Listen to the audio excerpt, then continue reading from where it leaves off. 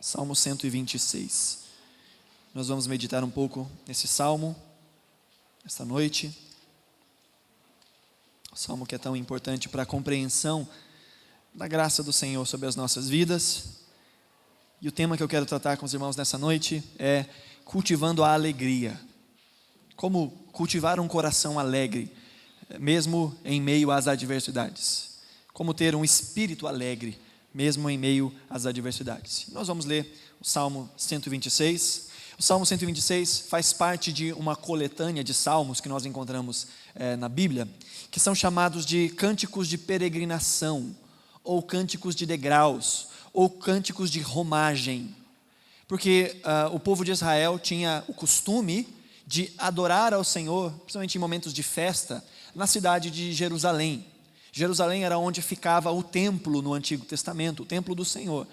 Portanto, era o local onde poderia se entregar as ofertas, sacrifícios ao Senhor, a adoração ao Senhor, era naquele local. Diferente de como nós vivemos hoje em outro período, após o sacrifício de Jesus, onde nós podemos adorar ao Senhor, entregar a nossa adoração, a nossa gratidão, a nossa celebração diante do Senhor, seja onde estivermos, seja em uma comunidade local, seja em um pequeno grupo, seja em 2 ou 3 em nome do Senhor reunidos, o Senhor se faz presente, seja no nosso momento secreto com Deus, ao nosso quarto, com a porta fechada, só nós e nosso Deus, nós podemos adorá-lo, nós podemos celebrá-lo, porque o Espírito Santo do Senhor está derramado sobre todo aquele que crê no Senhor Jesus Cristo. Então o Espírito do Senhor está disponível a todos nós. Mas no Antigo Testamento havia meio que uma restrição à adoração a um local físico. E esse local físico era o templo em Jerusalém.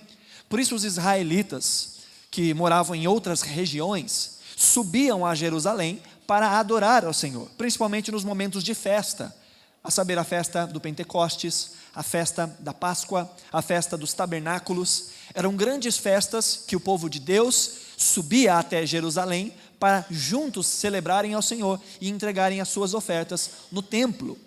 E neste trajeto das suas cidades até a chegada em Jerusalém, haviam grandes caravanas, grandes grupos que se reuniam para ir a Jerusalém, e neste trajeto eles cantavam cânticos ao Senhor, cânticos que estão registrados no livro dos Salmos, e em especial esses que são chamados os cânticos de peregrinação. Eram cânticos que lembravam ao povo da aliança de Deus, que lembravam ao povo da fidelidade de Deus, da salvação e de que o Senhor continuava a cuidar deles. E o Salmo 126 então está localizado dentro dessa sequência de salmos, que vai desde o Salmo 120 até o Salmo 134, que são os salmos de peregrinação que eram cantados pelos israelitas. Nós vamos ler o Salmo 126 e depois voltamos fazendo as aplicações. Salmo 126, verso 1 diz assim: quando o Senhor trouxe os cativos de volta a Sião, foi como um sonho. Então a nossa boca encheu-se de riso, e a nossa língua de cânticos ou de cantos de alegria. Até nas outras nações se dizia: o Senhor fez coisas grandiosas por este povo. Sim, coisas grandiosas fez o Senhor por nós, por isso estamos alegres. Senhor, restaura-nos, assim como enches o leito dos ribeiros do deserto. Aqueles que semeiam com lágrimas, com cantos de alegria colherão. Aquele que sai chorando enquanto lança a semente, voltará com cantos de alegria, trazendo os seus feixes. Amém? Vamos orar? Estamos diante da Tua palavra, Senhor, e como sempre fazemos, reconhecemos que não somos capazes de, pelo nosso próprio coração e nosso próprio entendimento, compreender a Tua vontade. Por isso clamamos a ação do Teu Espírito Santo, que nos convence do pecado, da justiça, do juízo, que nos ensina toda a verdade do Senhor, para que o Teu Espírito Santo nos abra o entendimento e aplique a palavra do Senhor ao nosso coração, para que ela seja vida para nós, para que ela seja motivo de glória ao nome do Senhor e motivo de transformação do nosso dia a dia, da nossa rotina, da nossa vida. Que o Teu nome seja glorificado através da exposição da Tua palavra, em nome de Jesus. Amém. Esse salmo então é um salmo de peregrinação, um salmo que faz menção aos feitos do Senhor. O contexto desse salmo aponta para a libertação do povo de Israel daquilo que é chamado de cativeiro, ou o exílio da Babilônia. Quando nós meditamos há um tempo atrás, e já fizemos isso algumas vezes dentro deste contexto, nós meditamos aqui ao longo das quintas-feiras e das quartas-feiras em Planalto, dentro do livro de Ageu. Pregamos também aqui no domingo a respeito de Ageu, a respeito de Zacarias, e falamos de um momento da história em que o povo de Israel está cativo na Babilônia. Deus liberta o seu povo do Egito, conduz através de Moisés para a terra chamada Terra Prometida, a terra que mana leite e mel. O povo fica às margens da terra prometida e, com o intermédio de Josué, dirigido pelo Senhor, avança para a terra prometida, conquista aquele lugar que foi prometido por Deus aos israelitas, prometido a Abraão, Isaque, a Jacó, aquela terra abençoada, aquilo que era para eles como promessa. Eles estão ali naquela terra e adoram ao Senhor por estarem ali naquela terra, mas em pouco tempo o povo começa a adorar outros deuses, a voltar as costas contra Deus, a desobedecer os mandamentos do Senhor. Deus havia feito uma aliança com o seu povo e disse ao seu povo para que se mantivesse fiel àquela aliança, para que colhesse das bênçãos do Senhor e das bênçãos da obediência. Contudo, Deus também orienta e traz a eles o entendimento de que se eles viessem a se desviar do caminho da vida, eles sofreriam as consequências desse desvio. Se eles viessem a traçar caminhos que fossem contrários àqueles caminhos da vida e da paz, eles experimentariam as consequências disso. Então Deus levanta profetas para que chamasse esse povo ao arrependimento, para que dissesse: tenham uma mudança de vida, para que vocês não venham enfrentar as amarguras da vida sem Deus, para que vocês não venham a ser retirados dessa terra e perderem esta bênção que o Senhor tem dado a vocês. Mas o povo de Deus não ouve as orientações dos profetas, e pela sua desobediência são levados cativos para a Babilônia. Primeiramente o Império Assírio vem e destrói parte de Israel. O reino já estava dividido entre reino do norte e reino do sul, e vem então o Império Assírio e destrói parte de Israel, deixando ainda um pouco de Jerusalém e da região de Judá. E pouco tempo depois, vêm os babilônicos, e eles destroem Jerusalém, sitiam Jerusalém, destroem o templo, destroem os muros, destroem a cidade como um todo e levam cativos todos os israelitas. Todos não, alguns ficaram na cidade ou nas terras de Jerusalém. Só que esses que ficaram ali foram cerceados do seu direito de adorar ao Senhor. Foram trazidos outros povos para que se mesclassem com aquele povo, para que se quebrasse então a identidade daquele povo em Israel. É daí que surgem os chamados samaritanos, que são aqueles que continuam ali na terra de Israel e começam a se envolver com outros povos e adorar a outros deuses. E este povo de Deus está agora cativo na Babilônia. E durante 70 anos está ali sob cativeiro, sob regime de escravidão, debaixo do domínio do imperador da Babilônia. Em pouco tempo surge um homem chamado Ciro, governador do Império Persa, e este subjuga o Império Babilônico. E é tão interessante que a história nos conta que o Império Persa era tão perverso, os persas eram tão perversos, que até mesmo onde eles passavam, nem grama nascia mais. De tão perversos que eram, de tão violentos que eram. E é este império que agora ascende ao trono. E de uma forma miraculosa, o imperador Ciro faz um decreto e diz para que o povo de Israel volte para a sua terra. Permite que o povo de Deus volte para a sua terra, reconstrua a sua terra, reconstrua o seu templo e adore ao seu Deus. Algo completamente improvável. Como um império sanguinário, de pessoas sanguinárias, podem permitir que aqueles que estão debaixo do seu jugo volte para adorar nas suas próprias terras, reconstruir as suas próprias terras. Nós temos esse relato no livro de Esdras, nós temos esse relato no livro de Neemias, nós temos esse relato no livro de Ageu, nós temos esse relato no livro de Zacarias, e nós temos também registros históricos. Hoje no Museu Britânico é possível encontrar um cilindro, que ele é feito de cerâmica, onde existem inscrições, chamadas de inscrições cuneiformes, ou seja, eram letras escritas com uma cunha, eram entalhadas na pedra, e há este cilindro, se você quiser pesquisar depois no Google, cilindro de Ciro, ou rolo de Ciro, você vai encontrar que ele está no Museu Britânico. E uma das inscrições que fala a respeito do reinado de Ciro é que o muito bondoso imperador permitiu que o povo que estava sob o seu cuidado voltasse à sua terra e reconstruísse o templo do seu Deus. Está lá neste achado arqueológico, colaborando ou corroborando para o relato bíblico.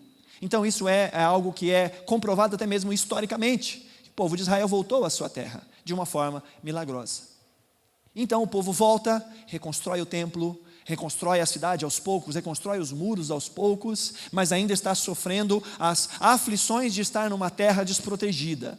Ainda há muita animosidade social, ainda há muitas dificuldades ali em volta daquele povo. Então eles começam a clamar ao Senhor. E esse louvor, e agora os irmãos vão entender por que eu dei todo esse panorama histórico, esse louvor fala exatamente deste tempo, em que o povo está experimentando a felicidade da libertação do cativeiro, mas ainda está clamando a Deus por uma libertação. Note que no versículo 1, ele diz assim: quando o Senhor trouxe os cativos de volta de Sião, foi como um sonho. A versão Revista e Atualizada e Revista e Corrigida trazem mais ou menos assim: quando o Senhor restaurou a sorte de Sião, ficamos como quem sonha. Quando o Senhor restaurou, passado. Mas aí o versículo 4, há um clamor, e ele diz: Senhor, restaura-nos. Há dois momentos: há o momento da lembrança da restauração e há o momento do clamor pela restauração. Queridos, quando nós falamos sobre a vida, quando nós falamos sobre felicidade, quando nós falamos sobre ansiedade, quando nós falamos sobre confiança, tudo isso tem uma relação direta em como nós enxergamos a história, em que de forma nós nos relacionamos com o tempo, porque o dia que nós chamamos de hoje é um amontoado do tempo. O dia que nós chamamos de hoje é reflexo do nosso passado e é reflexo do nosso futuro. Tem a ver com as nossas experiências do passado e a forma como nós olhamos para o passado, e tem a ver com as nossas expectativas e a forma como nós olhamos para o futuro. É a partir dessa visão do tempo que nós tomamos as decisões no dia de hoje. É a partir da forma como nós enxergamos o nosso passado e a partir da forma como nós pensamos o nosso futuro que nós vivemos os nossos dias.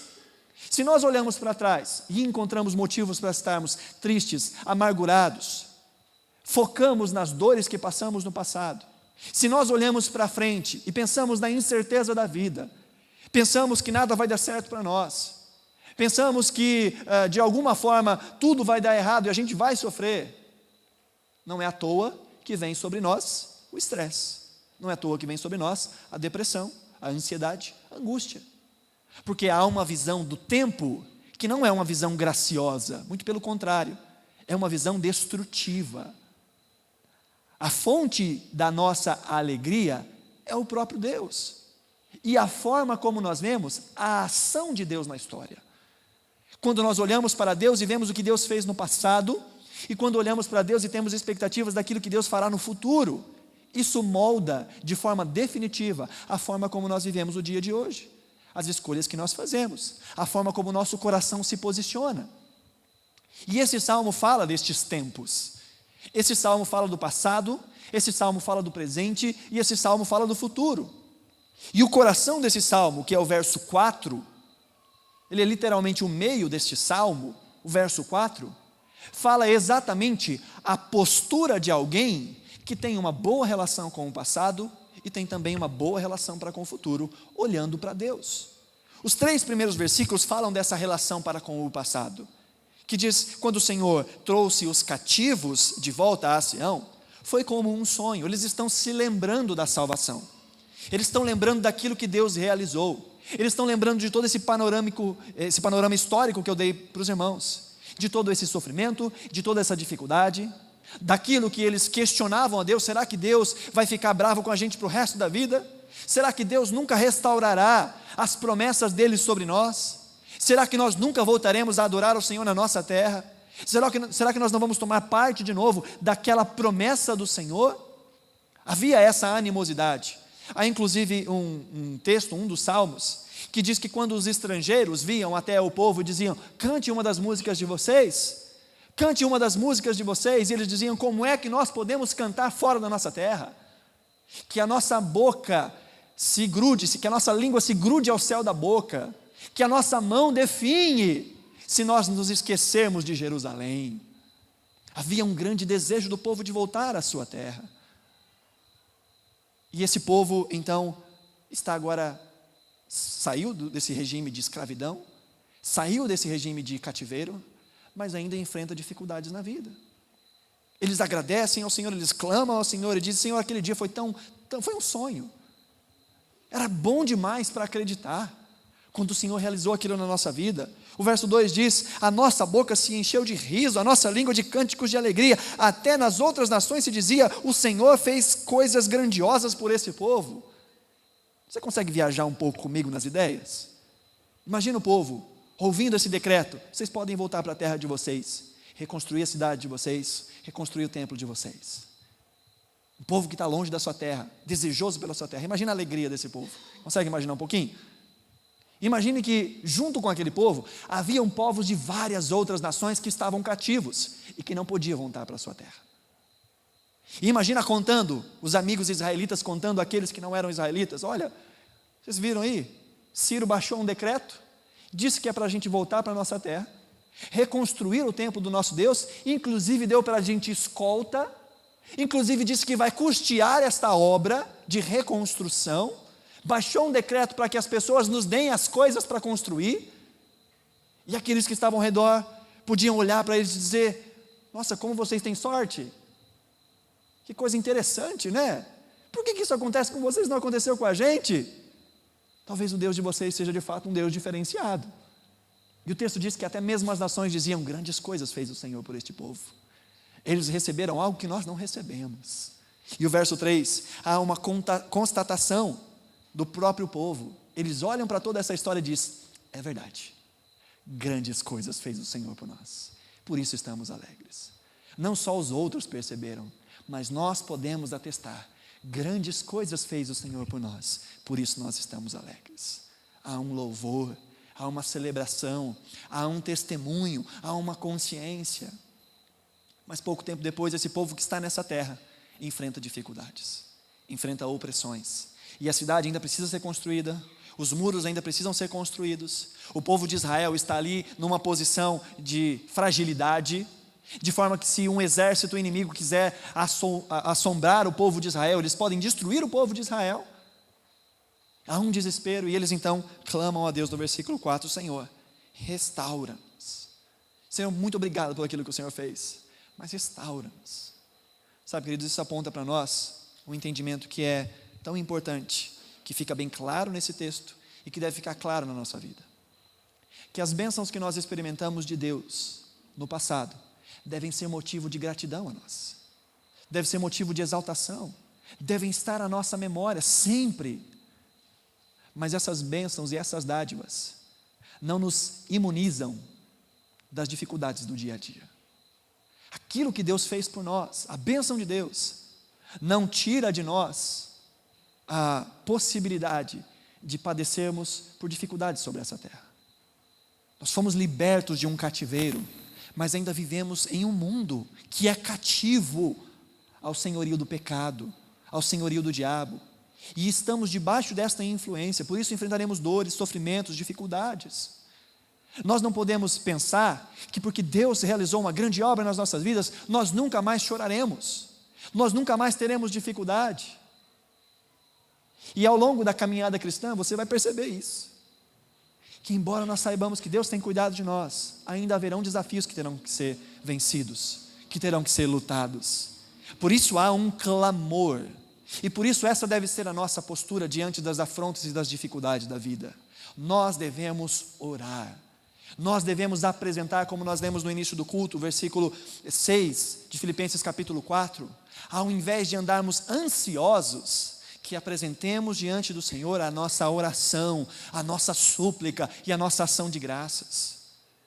Que diante das dificuldades da vida, ao invés de murmurarmos, ao invés de reclamarmos, que apresentemos a Deus a nossa oração, o nosso clamor. Porque o mesmo Deus que operou milagres no passado, é o mesmo Deus que pode operar milagres nos dias de hoje, e é o mesmo Deus que sustenta aqueles que nele confiam. Por isso a nossa oração deve ser sempre direcionada ao Senhor. Senhor, restaura-nos. Nós queremos experimentar a graça do Senhor, E há aqui um símbolo muito interessante. Os irmãos que fazem parte do nosso grupo de WhatsApp, nós estamos chiques, todos cheios da tecnologia. Se você não faz parte, depois procura a Juliana ou a mim, para que seu nome seja incluído no grupo do WhatsApp. Os irmãos que fazem parte desse grupo viram recentemente, há poucas horas atrás, a irmã Cláudia de Realeza colocou um videozinho lá sobre as torrentes do Negueb, sobre o deserto do Negueb. E quando nós lemos esse texto aqui no versículo 4, ele fala: assim como enches o leito dos ribeiros no deserto, clamando essa salvação. Outra versão vai dizer: assim como as torrentes do Negueb. Talvez a sua Bíblia, a sua versão, apareça isso, as torrentes do Negueb. E é importante a gente entender o que significa isso. Negueb é uma região ao sul de Israel, uma região desértica, literalmente é chamado de um deserto do Negueb, onde há vários leitos de rio completamente secos, rachados pelo efeito do calor, pelo efeito do sol. E é uma região sem vida, uma região árida. Porém, por ser uma região muito baixa, existem vários montes que a cercam. As chuvas da época do inverno vêm sobre aquelas montanhas, desaguam sobre aquelas montanhas, e as chuvas que caem nas montanhas vêm escorrendo e passam e enchem o deserto Negueb e transformam o deserto em rio. E nesse lugar, onde o deserto se transforma em rio, brota então vida. Onde era o deserto fica verde, na verdade fica florido. E se você pesquisar depois na internet, você vai ver algumas imagens do deserto do Negueb após a temporada de chuvas. E você vai ver cores das mais belas: amarelo, azul, lilás, rosa. Onde antes era deserto, agora está florido. E os especialistas vão dizer que ali naquele deserto, 50% da vida que existe ali só é encontrada ali. Parte daquelas flores não são encontradas em nenhum outro lugar, senão no deserto do Negueb. E essa é a figura que o salmista está orando, dizendo: Senhor, restaura a nossa sorte, assim como as torrentes que abastecem o deserto e transformam a terra seca em terra frutífera, em terra fértil. E depois dessa ligação e deste exemplo, ele vai fazer mais um exemplo aí no versículo 4 e versículo 5, a partir dessa mesma ideia de ser seco ou de estar em terra seca e ainda assim provar de uma colheita que é sobrenatural. Ele fala no versículo 5: aquele que semeia com lágrimas, com cantos de alegria colherão. Aquele que sai chorando enquanto lança a semente, voltará com cantos de alegria, trazendo os seus feixes. Na primeira parte ele olha para o passado e diz: Senhor, quando o Senhor restaurou nossa sorte, foi tão bom, foi como um sonho. Nós ficamos tão agraciados, nós ficamos tão felizes, até mesmo as nações ao nosso redor diziam: grandes coisas fez o Senhor, e nós podemos atestar: grandes coisas fez o Senhor. E agora ele olha para o futuro, e ele diz: Senhor, com certeza, aquele que vai lançando a semente, ainda que seja com lágrimas, voltará trazendo a colheita. Ele olha para as promessas de Deus, ele olha para aquilo que Deus pode fazer no futuro, e ele diz: Senhor, é certo que aquele que vai chorando e lançando a semente, voltará com um cântico nos lábios, quando voltar com a colheita nas mãos. Ele olha para o passado, ele olha para o futuro, e isso define então o presente. E de novo o versículo 4, há duas atitudes do salmista. A primeira é a oração.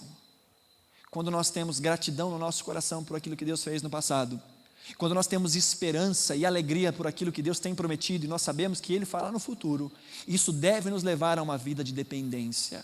Isso deve nos levar a uma vida de oração e não de murmuração, uma vida de busca pela vontade, pela palavra do Senhor. Oração. Mas não só a oração, deve nos levar também a plantar, a agir.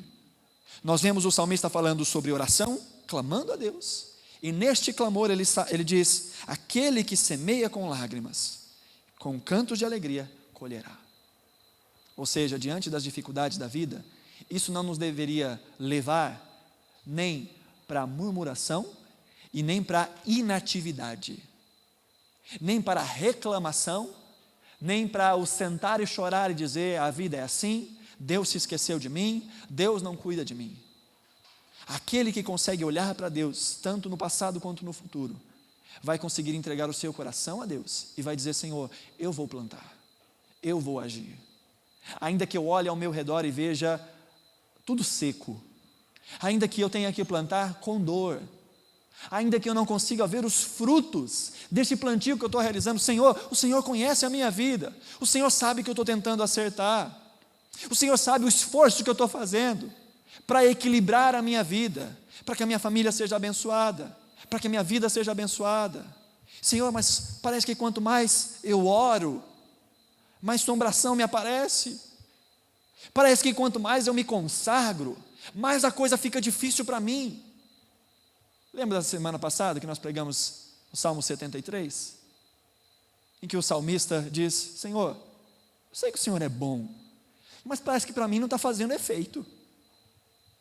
Eu sei que o Senhor é bom para Israel, quanto a mim, me parece inútil manter a minha vida nos caminhos do Senhor, porque eu olho ao redor e eu não vejo os frutos. Enquanto isso, eu olho para a vida de pessoas que não amam ao Senhor e eles estão bem, estão com saúde, estão com vida, estão com paz, estão prosperando, e eu estou aqui nessa. O Salmo fala mais ou menos disso de novo, que aquele que olha para o Senhor e que confia no Senhor, lança a semente mesmo sem ver os frutos, lança a semente mesmo sem ver a água descendo das colinas e encharcando o deserto. Aquele que crê no Senhor faz o que deve fazer, porque ele confia no Senhor. Ele não anda por vistas, ele anda por fé. Ele não anda pelas aparências, ele anda no Deus que ele crê. Ele confia no caráter e nas promessas do Senhor, por isso ele age.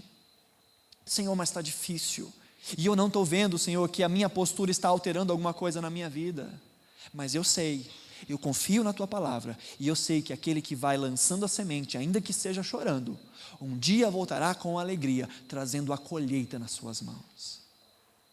Amém, queridos? A postura que devemos ter para com a vida, para que a alegria da salvação transborde em nós, é nos lembrar, é trazer à memória aquilo que traz esperança, é nos lembrar o que o Senhor fez, é nos lembrar das promessas e confiarmos nas promessas do Senhor. Isso vai nos levar a orar e agir, a oração e a atitude, ao clamor e ao plantio. Não é só o plantio sem o clamor, não é só depender da força do nosso braço, não é conquistar as coisas na nossa própria força, é fazer aquilo que cabe a nós, mas sempre dependemos do Senhor, clamarmos ao Senhor e dizer: Senhor, é só o Senhor que pode realizar milagres na minha vida, assim como o Senhor fez no passado, só o Senhor pode mudar os rumos da minha vida. Mas também não é só orar, não é só sentar e esperar que as coisas aconteçam, é clamar a Deus, depender de Deus e dizer: Senhor, qual é a minha parte nesse negócio?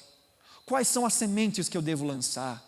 Que atitudes eu tenho que ter? Porque aquele que confia no Senhor, age como quem confia no Senhor. Aquele que espera no Senhor, tem atitudes de quem espera no Senhor. E esperar no Senhor não é literalmente parar e não fazer nada. Esperar no Senhor é saber que tudo aquilo que Ele prometeu, Ele cumpre. E que há uma parte dessas promessas do Senhor que nos alcançam quando nós estamos em obediência à vontade e à palavra do Senhor. Que há frutos que são colhidos à medida em que semeamos a vontade de Deus nas nossas vidas. Então aquele que ama ao Senhor e que lembra daquilo que Deus fez no passado e as promessas do Senhor, este vai agir, esse vai ter atitudes, vai ter posturas. Então, a título de aplicação, nos nossos dias, nós podemos olhar para trás e lembrar do que Deus fez por nós. E há algo que Deus fez por nós que este povo sequer podia compreender, que não se parece em nada com o que esse povo experimentou.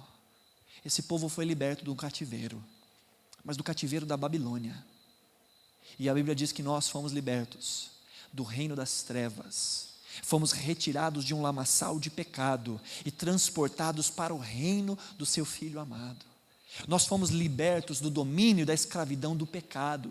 Nós fomos libertos de uma vida cega, sem conhecer a Deus, sem conhecer o amor de Deus e sem conhecer os propósitos de Deus. Este povo foi liberto de um domínio humano. Nós fomos libertos do poder da morte e do pecado. Esse povo experimentou o perdão das suas dívidas sociais e a volta para a sua terra.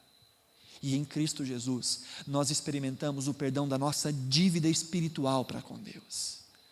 Deus em Cristo Jesus nos redimiu, nos justificou e não mais seremos condenados com esse mundo, porque Cristo Jesus morreu a nossa morte e transferiu da sua justiça sobre nós. Há muito mais motivos para que nós adoremos ao Senhor do que este povo, porque não só fomos retirados de um império de trevas, mas fomos colocados em meio ao povo chamado povo de Deus, fomos feitos filhos de Deus, herdeiros das promessas do Senhor, podemos chamar a Deus de Pai, e isso não se compara com nada do que Deus pode realizar de forma material nas nossas vidas. Embora a gente possa olhar para as nossas vidas no passado e ver o quanto a providência de Deus tem cuidado de nós. Há até um cântico do cantor cristão que diz: conta as bênçãos, conta quantas são. Lembra dessa? Recebidas da divina mão, uma a uma, dize-a de uma vez, e hás de ver surpreso quanto Deus já fez. Traga à memória aquilo que traz esperança. Lembre-se do que Deus fez por você. Lembre-se do cuidado de Deus, mas acima de tudo, lembre-se que você foi liberto do cativeiro. Lembre-se da alegria dessa libertação. Que possa haver no nosso coração esse mesmo cântico, quando o Senhor restaurou a nossa sorte, parecia um sonho. A nossa boca se encheu de alegria, os nossos lábios se encheram de júbilo, e até mesmo as nações ao nosso redor diziam: grandes coisas fez o Senhor. E nós poderíamos dizer a essas pessoas: realmente, grandes coisas fez o Senhor por nós, por isso estamos alegres. Talvez você tenha experimentado, no momento da sua conversão ou da sua caminhada cristã, das pessoas não conseguirem entender o que está acontecendo na sua vida e dizer: tem alguma coisa diferente em você, mas é alguma coisa boa. E você poder usar isso como um testemunho e dizer: realmente, grandes coisas Deus tem feito por mim. Realmente eu tive um encontro, eu fui liberto. E essa alegria deve permanecer no nosso coração. Essa é a primeira aplicação. Lembre-se daquilo que foi feito por você. Lembre-se do amor de Deus. Agora lembre-se de uma coisa: essa restauração que Deus proporcionou a nós, enquanto vivemos nesse mundo, será uma restauração que ainda não foi completa. Essa restauração acontecerá de forma completa na eternidade. Mas embora tenhamos sido libertos do domínio da escravidão do pecado, ainda lutaremos contra o pecado. Embora tenhamos sido libertos do domínio de Satanás, ainda há um diabo, ainda há um inimigo que vive ao nosso redor, ao nosso derredor, rugindo como um leão, buscando quem possa tragar. Embora experimentamos de um novo nascimento, ainda lutamos contra o velho homem, contra a velha mulher. Porque essa restauração feita por Cristo será completa na eternidade, e enquanto os nossos pés pisarem sobre essa terra, haverá necessidade de dizer: Senhor, restaura-nos. Já fomos salvos, mas precisamos clamar: Senhor, salva-nos. Já fomos santificados, mas precisamos clamar: Senhor, santifica-nos. Já fomos libertos do pecado, mas precisamos clamar: Senhor, não nos deixe cair em tentação. Jesus disse aos seus discípulos: o reino de Deus está entre vós. Mas esse mesmo Jesus nos ensina a orar: Pai, venha o teu reino. Há um aspecto do reino de Deus que ainda não se cumpriu. Há um aspecto da restauração que Deus tem para os seus filhos que ainda não aconteceu de forma plena. Por isso vivemos nesse momento da história, desse já, mas ainda não, desse intervalo em que contemplamos aquilo que Deus realizou, contemplamos aquilo que Deus realizará, e essas duas verdades devem administrar a nossa forma de viver este mundo, viver esta vida, olhando para aquilo que Deus realizou em Cristo Jesus e olhando para aquilo que está diante de nós. Nós devemos olhar para a consumação, quando tudo será completo, quando o pecado terá sido vencido de uma vez por todas, quando a morte terá sido vencida de uma vez por todas, quando a Bíblia diz que Deus enxugará dos nossos olhos toda a lágrima. Mas lá, aqui, ainda lágrimas rolarão. Aqui ainda enfrentaremos dores. ainda enfrentaremos dificuldades e aflições. Mas enquanto esse dia não chega, o dia da consumação, a nossa postura deve ser a postura do salmista. Clamar a Deus, salva-nos. Senhor, interfere na nossa rotina, interfere na nossa forma de pensar e viver o mundo. Salva-nos, Senhor. E não só isso, a nossa postura deve ser de lançar a semente. Ainda que no mundo árido, ainda em meio a um mundo que não glorifica a Deus, ainda que a gente lance as sementes e não veja os frutos imediatos dessas sementes, lance as sementes ainda que seja com lágrimas. Obedeça ao Senhor ainda que seja com lágrimas. Faça a vontade do Senhor, caminhe o caminho da salvação, caminhe o caminho da transformação, o caminho da santidade. Ainda que isso custe algo, ainda que isso traga dores, ainda que isso pareça num primeiro momento ser algo árido, difícil e seco, tenha certeza que aquele que fez a promessa, aquele que começou a boa obra, é fiel para completá-la até o dia de Cristo. E que há muito que nós vamos colher somente na eternidade, mas há também muito que nós vamos colher aqui, nesta vida, nesta terra. Há muito do reino de Deus que nós só vamos conseguir experimentar quando ele for completo. Mas Jesus disse: o reino de Deus está entre vocês. Podemos ver relances da glória do Senhor e do reino de Deus sendo estabelecido nessa terra, à medida que caminhamos em obediência ao Senhor. Podemos ver os frutos da bênção do Senhor derramados sobre a nossa vida, à medida em que nos conformamos com os mandamentos do Senhor e servimos a Deus. Ainda que a gente lance a semente e não veja, há promessa de que nós veremos o fruto da colheita, que a alegria da colheita não se compara com o peso das dificuldades. Como cantamos hoje, se o choro dura uma noite, isso também é um salmo, a alegria vem pela manhã. O choro pode durar uma noite inteira, mas é certo que a alegria vem pela manhã. Deus fará raiar sobre nós um novo dia. Haverá um dia de transformação, um dia de completa transformação, e veremos o sol da justiça brilhando novamente, de uma forma como nunca vimos. Já experimentamos parte disso nessa terra, já experimentamos os benefícios da salvação sobre essa terra, mas haverá um dia em que, como Ele é, nós seremos, e como Ele é, nós o veremos, diz a palavra do Senhor. Enquanto esse dia não chega, nós clamamos, nós oramos e nós agimos. Esse é o segredo para uma vida alegre: olhar para a graça de Deus, olhar para as promessas de Deus e entregar os nossos pedidos e as nossas orações ao Deus de toda a glória. E se lembrar que há uma parte que nós ainda precisamos fazer, que é lançar a semente. Amém? Coloque-se de pé, nós vamos orar. E nessa noite eu quero perguntar para você uma coisa: qual é a fonte da sua alegria? Aonde você tem colocado o seu coração? O que te faz feliz? Ou qual é a razão última da sua felicidade? E você pode dizer: o meu dinheiro, as minhas coisas, a minha influência, a minha família, a minha mulher, a minha esposa, os meus filhos. Esses são os motivos da minha felicidade.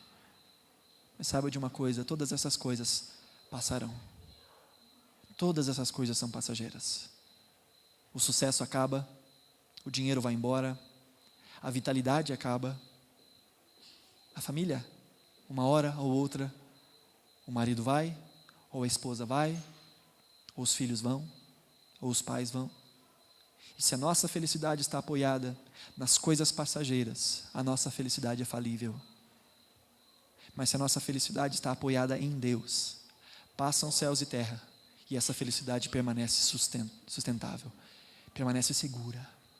Não que as outras coisas que Deus nos proporciona não possam nos trazer alegrias momentâneas, mas a nossa vida não deve estar em função de todas essas coisas.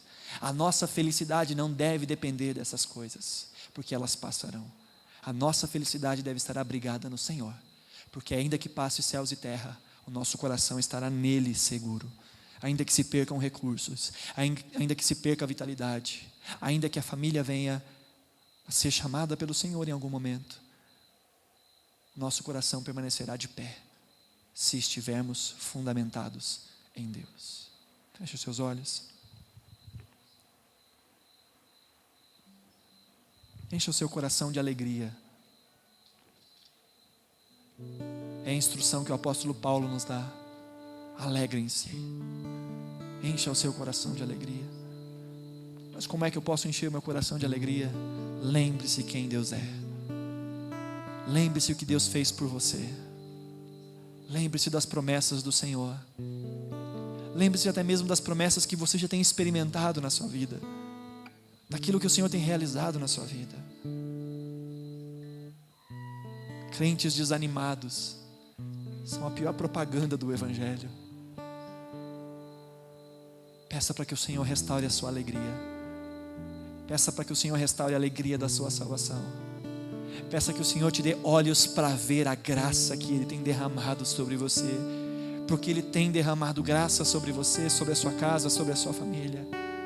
Peça para que o Senhor te dê a capacidade de contemplar aquilo que Ele tem realizado na sua vida, mesmo em meio às dificuldades e os desafios que nos cercam. Peça para que o Senhor te faça lembrar aquilo que traz esperança, aquilo que o Senhor tem realizado e, acima de tudo, aquilo que o Senhor realizou em Cristo Jesus na cruz do Calvário. Clame ao Senhor, volte a semear, volte a agir, não desista, não pare, não se acomode, não murmure, não retroceda. Clame ao Senhor no dia da angústia. Diz o Salmo: invoca-me no dia da angústia, eu te responderei e tu me glorificarás. Te damos graças, Senhor, pelo teu cuidado para conosco. Contemplamos a fidelidade do Senhor olhando para o nosso passado. Contemplamos o amor e a misericórdia do Senhor que nos alcançou quando ainda éramos inimigos do Senhor, completamente desligados do Senhor. Andávamos com os olhos fechados, tapados, cegos nesse mundo, sem conhecer a Ti, sem conhecer o Teu amor. Andávamos errantes, conduzidos pelo nosso próprio coração, pelos nossos próprios desejos, pelo fluxo desse mundo, pelos conselhos de outras pessoas que não Te amam e não Te temem, e experimentamos a amargura e sofrimento por caminharmos em caminhos de morte, que só se mostraram como caminhos de morte no final, mas que a princípio pareciam tão bons, pareciam tão abençoados, e nós nos enganamos, Senhor, e nós sofremos e nós choramos. Mas mesmo naquele dia, mesmo naquele momento, o Senhor nos amou sobremaneira, e só podemos Te amar porque o Senhor nos amou primeiro e nos acolheu, e nos convenceu do pecado, da justiça, do juízo, e nos aproximou de Ti, e nos abriu os olhos para que pudéssemos contemplar as maravilhas da Tua salvação e o caminho que estávamos indo. Senhor, graças Te damos por tão grande salvação que o Senhor realizou nas nossas vidas, e somos gratos ao Senhor por todas as Tuas promessas, porque aquele que prometeu é fiel para completá-las, para cumpri-las uma a uma, Senhor. E nós sabemos que adiante de nós está um futuro completamente diferente, glorioso, soberano, onde não haverá mais dor, onde não haverá mais choro, onde não haverá mais morte, onde todas as primeiras coisas terão passado. E nós contemplamos, Senhor, essa glória do Senhor, e agradecemos por essas promessas, que também nós não somos merecedores, mas o Senhor, pelo Teu amor, tem nos concedido, porque somos Teus herdeiros. E à luz dessa gratidão e dessa esperança, Senhor, nós clamamos: salva-nos no dia de hoje, salva o nosso coração da corrupção, salva a nossa família, salva os nossos filhos, salva os nossos pais, salva os nossos cônjuges, salva os nossos amigos, salva os nossos familiares, Senhor. Salva, Senhor, que eles experimentem dessa alegria, que eles experimentem, Senhor, dessa transformação. Salva o nosso coração, Senhor, dos temores, salva os nossos corações das ansiedades, diante das dificuldades dessa vida, que nos fazem questionar a Tua bondade, o Teu amor, e que fazem com que nós venhamos a nos desesperar diante das dificuldades da vida, a chorarmos angustiadamente, não diante do Senhor, mas diante das dificuldades, aquelas situações que nos fazem perder as forças, perder o rumo. Senhor, contempla essas dores e restaura-nos. Só o Senhor pode restaurar a nossa sorte e o nosso coração. Clamamos a Ti, Dá-nos a força, Senhor, dá-nos a direção de continuar a lançar a semente, ainda que seja com lágrimas nos olhos. Dá-nos, Senhor, esse entendimento de continuarmos a agir, mesmo sem ver os frutos imediatos dessa ação. Dá-nos, Senhor, a capacidade de permanecermos fiéis ao Senhor, mesmo em meio às dificuldades, mesmo em meio às guerras no dia a dia, mesmo em meio aos desesperos, às angústias que enfrentamos. Dá-nos a capacidade de nos mantermos fiéis e perseverantes até o fim, Senhor, para que glorifiquemos ainda mais o Teu nome. Restaura em nós a alegria da salvação. Restaura em nós a alegria da salvação. Restaura em nós a paz que excede todo entendimento. Que nós voltemos a olhar para a vida com outros olhos, com olhos de gratidão, com olhos de esperança e com olhos de alegria. Alegra-nos, Senhor, na Tua presença.